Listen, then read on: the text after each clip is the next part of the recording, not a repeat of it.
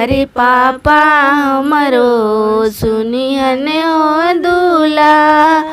बड़ी खिसी हो आई मांग जानी छुई दूल्हा सिंदूर जानी हो डाली अरे मांग जानी छुई दूल्हा सिंदूर जानी हो डाली